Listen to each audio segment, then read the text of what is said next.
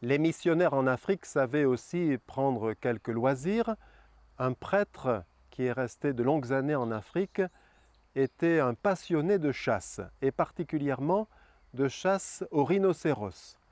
Il est très difficile de les chasser parce que d'abord ce sont des animaux qui chargent facilement, et puis surtout leur cuirasse est tellement dure que les balles des fusils ricochent dessus.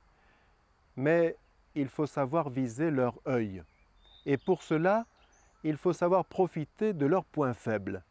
En fait, les rhinocéros sont friands de choux, de petits choux, enfin plutôt de choux boulés, dont on fait les potées en Auvergne, des choux de jardin.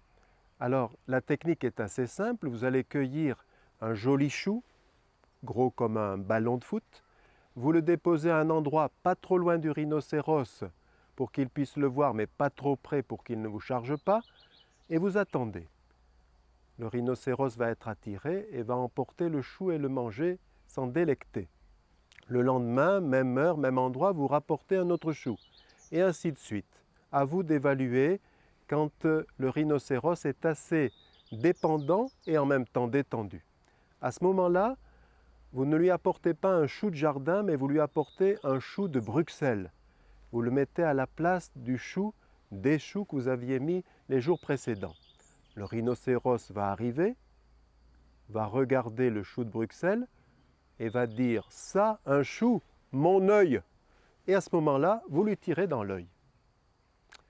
Et oui, l'œil, c'est notre point faible à tous.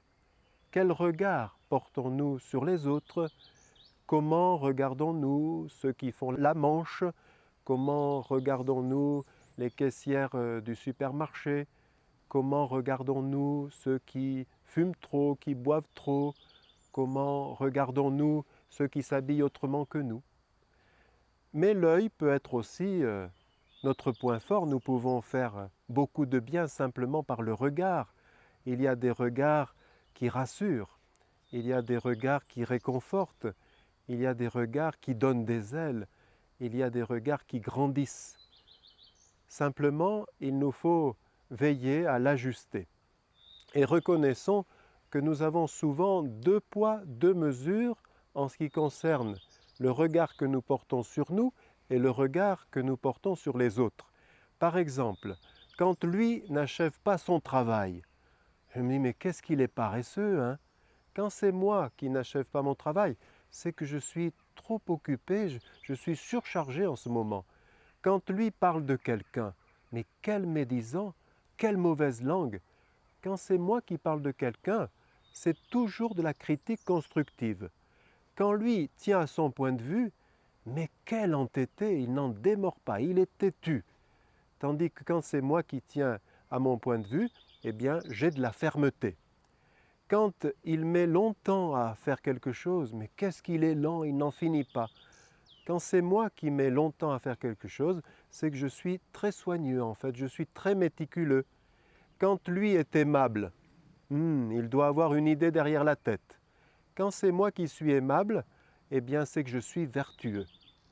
Quand lui est rapide pour faire quelque chose, il bâcle.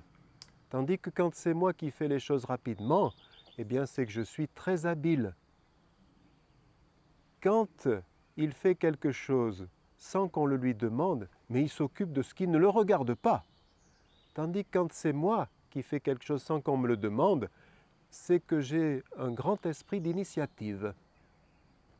Faites le test, les enfants comprennent ça très tôt. Ils vous trouveront de beaux exemples. Je l'ai fait un jour en catéchèse et j'ai retenu 3 beaux exemples. Quand au football, je ne passe pas le ballon à un équipier, eh bien, c'est que j'avais une bonne occasion. Mais si c'est un autre qui ne le passe pas, il joue perso. Quand j'essaye de répondre à la maîtresse ou au professeur, eh bien, je suis un élève consciencieux. Quand c'est une autre qui essaye de répondre, mais quelle lèche-botte! Quand c'est mon petit frère qui dit à maman la bêtise qu'a fait notre encore plus petit frère, c'est un rapporteur. Quand c'est moi, c'est que je suis responsable et consciencieux. C'est un peu au fond comme sur ces dessins, voyez? Que voyez-vous sur cette image? Eh bien, c'est en fait que vous le voyez à l'envers. Vous le regardez de travers. On peut voir quelqu'un et sa mine patibulaire, mais si on regarde avec le cœur, on peut voir aussi son beau visage d'enfant. Les filles pensaient être dédouanées, les voilà également. Si nous les regardons bien comme il faut, ce sont toutes des princesses. Puissions-nous toujours porter sur les autres un regard bienveillant, je dirais même volontiers un regard bienvoyant.